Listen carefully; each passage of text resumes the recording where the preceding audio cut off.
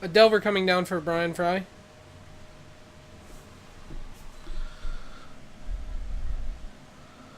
And a Young Pyromancer leaving up Steam Vents. That's a possibility to be a Serum Visions, a Vapor Snag, a Thought Scour, a Lightning Bolt, among countless other things. Spell Snare, Spell Pierce. Chucky's going to end a turn. I assume play an Abrupt Decay here, and this is a tough target. Do you target the Snapcaster, the Young Pyro, or the Delver? I say you target the Young Pyromancer if that's what the card he's playing is. Golgari Charm would be a fantastic card right now.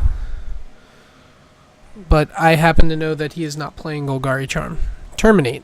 So Terminate's going to come down and take out the Delver, which I think could be an okay pick. I think I still like taking the Young Pyromancer, though, to go ahead and get it off the table.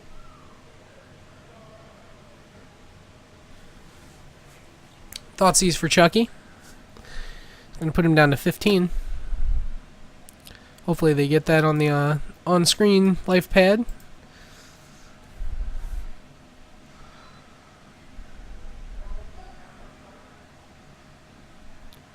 It looks like he fetch and shocked also.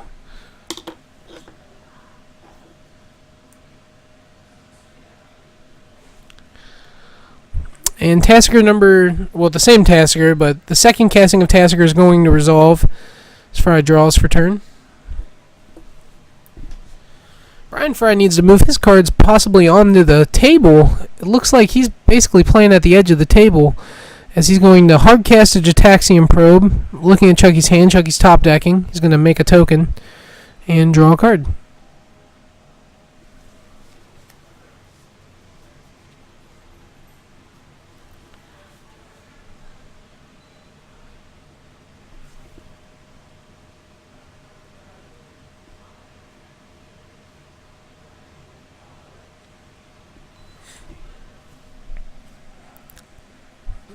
I'm not sure how many cards Brian has in hand. He does not keep his hand on the table. He never has.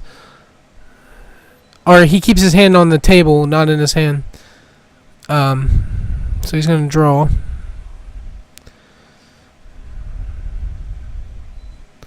Perfect. That is exactly what I needed. That is much better. I can see a lot more of the stuff going on.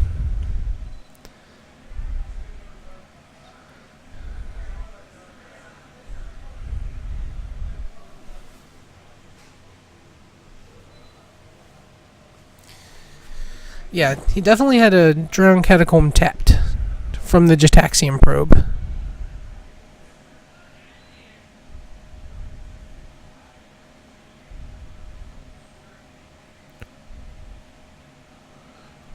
Even though Chucky just drew that, he's going to still show him, and he's going to pass.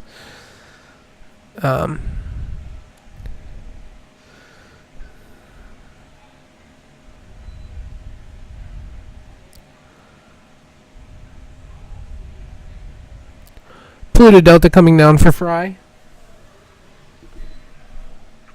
And he's going to pass. Chucky's going to draw for turn. We have 23 tonight, not 25 like previously thought. Thoughtseize is going to come down. And maybe a remand. Remand. Alright, that's going to trigger an elemental.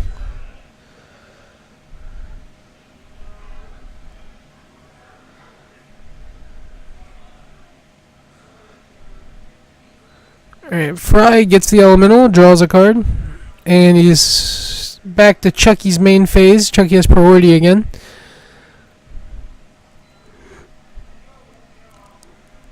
And he's just going to pass it back.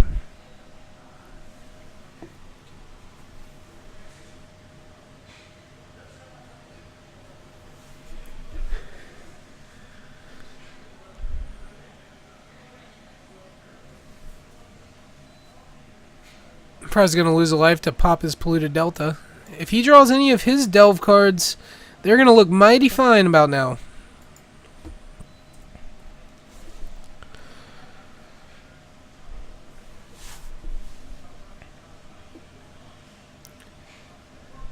This is round 3 of our modern F&M being played at Hometown Hobbies.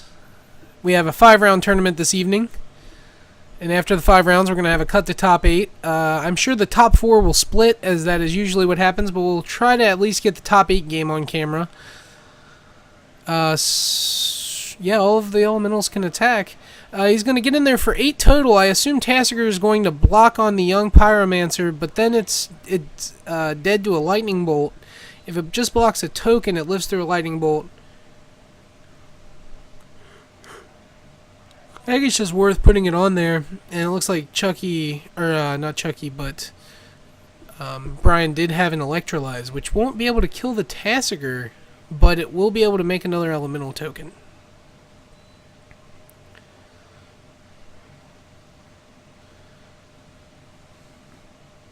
Draw for the Electrolyze. And it looks like Fry's just going to shoot Chucky with it, putting Chucky to 10.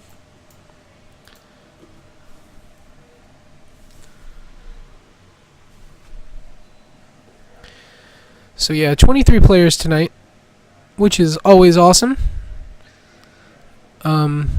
He's going to activate Tassiger for either Thoughtseize, Liliana, or Scavenging Ooze. It's Thoughtseize, of course. It was really, really bad for Chucky that he was unable to delve that one away. And now if he activates it again and hits another Thoughtseize, this is going to be definitely locked up. As he does get the Lightning Bolt off of the Electrolyze. So we're going to see 6 total elementals and a Snapcaster on Fry's side to 5 lands, and on his draw 3 cards in hand for Chucky, one of which is a Thoughtseize. I'm unable to tell how many cards Brian Fry has in hand, but if I had to guess, it's a lot. From the damage, Chucky's going to go down to 4.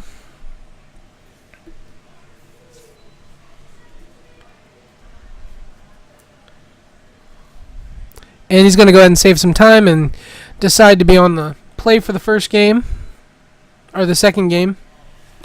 As Brian Fry takes the first one down with Grixis Delver here against Jund. Jund's at the top of your screen being piloted by Chucky Davis. It's similar to Josh Ravitt's build, but not exactly the same. The sideboard is certainly way different. The main deck it's pretty close.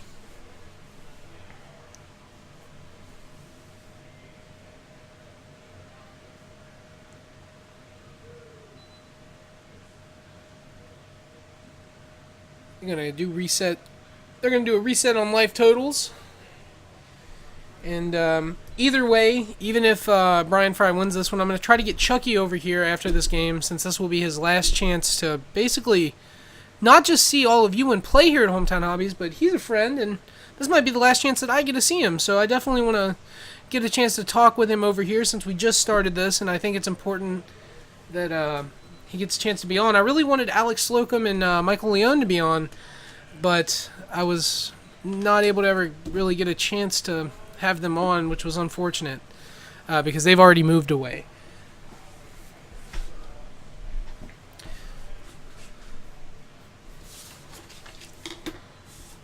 So it looks like next door we have a decent amount of twin players. Amulet Bloom is making a huge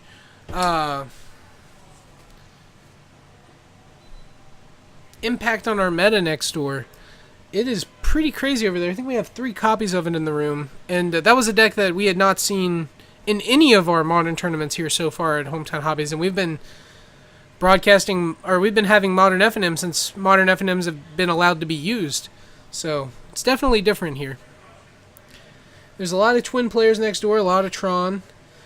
I know at least 1 black-white tokens, a blue-white-red deck, the awesome mono-red deck you saw from last round that went way too fast. I almost featured him again, but I did not want to, so because of how fast it was.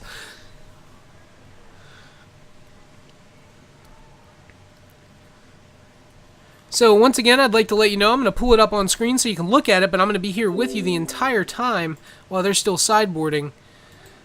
We have our preliminary Pro Tour qualifier, along with our Star City Games Invitational qualifier, or it's the preliminary Pro Tour qualifier and Star City Games Invitational qualifier put together. It's at Hometown Hobbies on July 18th. And you can find all of our info on the right side of your page, the right side of this picture. You can follow us on Facebook. You'll be able to see all of this live as we post on Facebook regularly. And you can get all the Magic news. Like today we posted, or yesterday actually, I want to say, we posted all of the new Magic Origin spoilers that are fresh, and you can check them out on our Facebook page. Do you want some help? No. Okay. Here's stuff. Number one, I don't like making noise for you. Number two, these are brittle and will probably break. My friend Keegan does those. I can't remember what they're called. Sprites. That's right. We had a slight Sprite spillage here at Rare Drops. They are very kind and let us broadcast from their awesome supply area, which is very, very nice and cozy. No, it's not a supply area. It's the broadcast room. It's the broadcast room. That's a good name for it. It's the broadcast booth. I think this is the one that is a universal. Okay. That I think works with it. As they're going to shuffle up for game 2, I believe Chucky Davis is going to be on the plays at the top of your screen playing Jun, and Brian Fry is at the bottom of your screen playing Grixis Delver, as that is the deck that I believe he was able to put together in the amount of time since he's returned. He was able to pick up his Snapcasters right before he quit. I did not get a chance to see him play that card ever in Standard. That's when I myself got back into Magic. I took a brief hiatus from Scars of Mirrodin until Innistrad.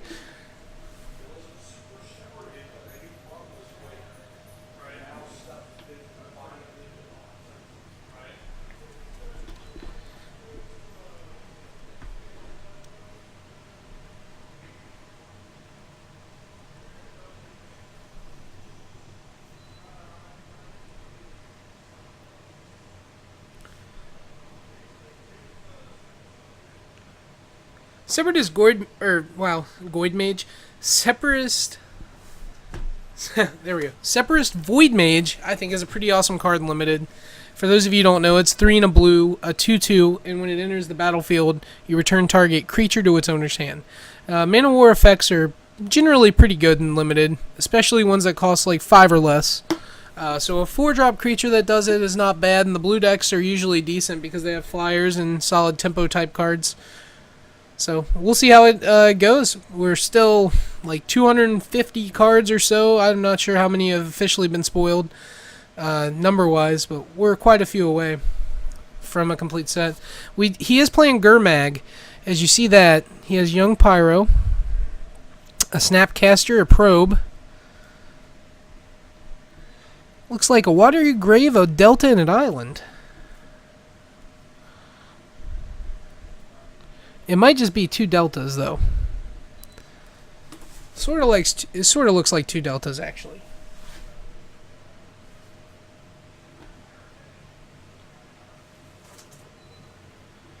I think Amulet Bloom's a fine deck. He takes, with the Inquisition, he's going to take Snapcaster going to 17 from a Fetch Shock.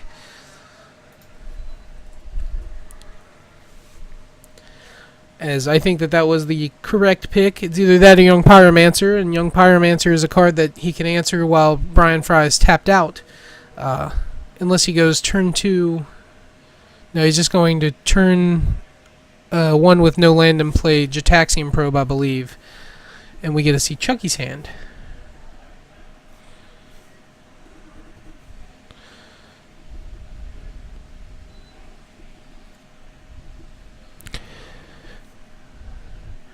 Chucky has a Terminate, a Liliana of the Veil, 2 Lightning Bolts, and a Raging Ravine.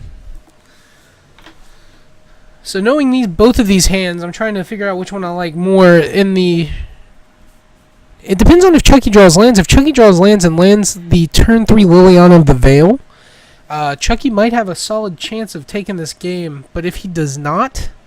a turn 1 Delver from Fry. That was a very good top deck. So this might be a tough one. For Chucky, as he does have a Lightning Bolt, but